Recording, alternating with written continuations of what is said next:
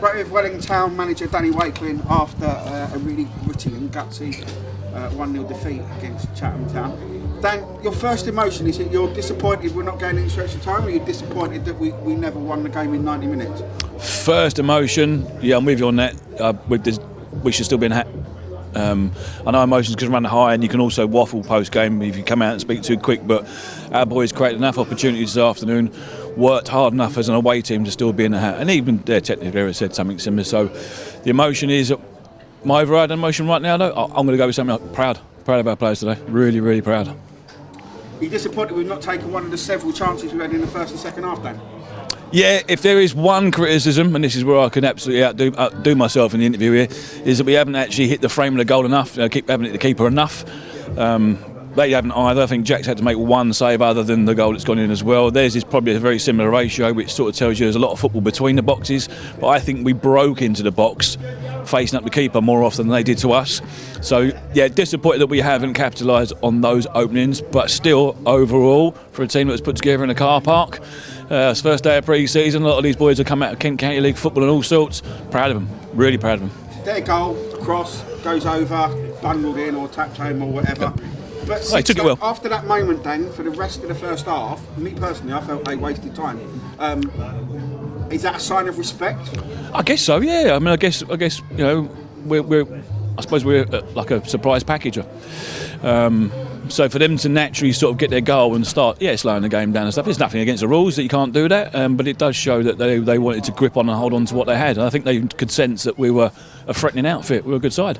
Last two games we played against a team that have time wasted against us. Is that something that we can probably do something against?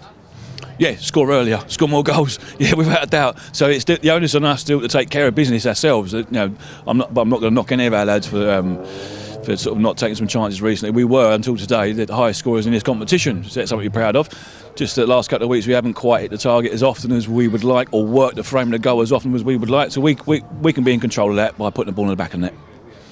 I thought man of the match today was hard because I thought there were several outstanding players. Me personally, I made it between Pete and Jim. Yep. I think Pete got the nod, but you couldn't give it to anybody. I mean, Ryan's played the second half with a crack rib. Yep. We'll talk about Ryan there. What a player. Sin-binned for marking out 10 yards, not for dissent. Is that correct? Which you can't do. So it's got to be dissent. And he was asked to go back 10 yards. I think the free kick was sort of 9 yards from goal, so it couldn't be 10 yards. So I think what the referee was trying to tell him was you got to stand on the other side of the goalpost. Well, that's not allowed. You are allowed to stand on the goal line.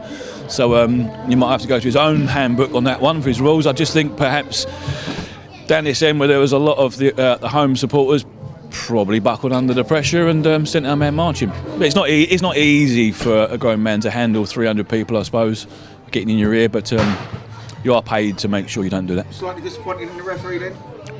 I think he'd be disappointed himself. At the end of the game, their supporters were here shouting, well done referee, so that probably tells you a little bit there.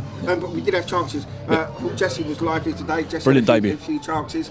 The players you brought in, players have gone, players have come in. Yep. You're happy with the quality you brought in and the impact that those players had today? Definitely. And they're sort of humble, hard-working lads. First thing they've done is turn up on time, which is something I really like. And they've gone out and affected the game of football in a positive manner, and they're humble, they want to grow, they want to absorb as much information as possible, and they will play a big part for the rest of the season. Have we set a standard today, Dan, that we need to keep up for the rest of the season? Because now we've gone out the cups, some teams would sort of go, well, we're okay, we're not going to get relegated. Do you want to see the standard we've played at today taken into every game this season? First things first, I want to get another 8 points on the board so that word can disappear completely. Not that anyone talks about it, but that's the target that I've set just as a management team. We get to that, and then we are building for the rest of the season and next year. This is a slow-burning project. We seem to be accelerating quicker than the project should be at the minute. But in terms of motivation and stuff like that, no, they're a good bunch of lads. They're empowered in there to take care of themselves, and they make good decisions for themselves in the main. And they'll have no problems in making sure they're motivated for the rest of the season. And as soon as you see a dip, that's when I have to get to work, don't I? Send a couple of people out the door and bring in 2 or 3 others. So that's how non-league works. But we'll be good. Is this a club that we aspire to be like? Yeah, our biggest Kevin's pockets. Yeah, I mean, listen, when you come to a place like this, I mean, this club should be in the Isthmian League. You know, the set-up, the surrounds and all that sort of stuff, what they've got here. And the guys they've got behind the scenes, well, I know Carl Larriman very, very well. From the first time I've seen him at Dana, about 18, 20 years, something like that. Scott Lindsay's a very experienced man too. They've got the right people getting involved with the football here to take this club further forward. I'd imagine the chairman's got a good project to take them on and take them on further. But yeah, we can definitely aspire to be this without a shadow of a doubt. Their playing style as well. On this pitch, I suppose it helps. They can't play like that on any heavy pitch. They can't play like that, can they? No. And to be fair, we set up right as well. It was the right time for us to go and squeeze them high, and the right time to invite them to drop it. Try and get in between our lines and then snap it from there and try and counter press, which we did very well in the first half. We didn't go headless chickens. We knew when to go high. We knew when to drop off and to tease them to bring the ball out just to the right area so we can snap it and get Jesse around the corner. So we did everything, especially as an away team on this kind of pitch. We did everything possible to make sure we were set up right, and the boys took it on and applied it to a T. So for them reasons, we should and the chance we create should still be in the hat, but it's not to be. We've come away to one of the best teams in the league. Yep. Next week we're in the league against the best team in the league. Yep, with the best pitch, I think, as well. But yeah, obviously always a great pitch there. Yep. Chatham could probably play there actually. But what are you looking for out of the players now they put in a performance like that against a very good team? Are you expecting us to go there and get the 3 points, Dan?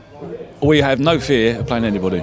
Do I expect 3 points? No, because that would be me sort of like wanting to be given to us. We're just going to work damn hard for everything. Every throw in, every corner, every forward pass, every chance to get in towards the box. We're still going to work our absolute Jacobs off 24/7. They've done it out there for 90 minutes against 12 today. They've done it out there for 90 minutes. You can do it here with the crowd that they've got and everything. You can do it anywhere. But what I'm glad about is after the way we played last week with the intent and the intensity wasn't there, how it has been over a couple of months. That's why we suffered our first league defeat for 2 months. The boys have now done that today. They know there's no excuses not to do it for the rest of the season. They know. We'll be fine. We'll be fine. Just have one final question on the FA competition. First time we played in it as a club, Dan. I think we've done well. Yeah, very well. Year. What will you take into next year into these competitions, the FA Cup and the FA Vase? Oh, good question. Do you know what? We'd probably like a bit more variation with opposition, I think. If I could select something, it'd be nice to play some sort of more random clubs from... We've had a very sort of scaffold orientated run, really, I think. But the boys have got to the last 64. Chatham are in the last 32 for the first time in their history.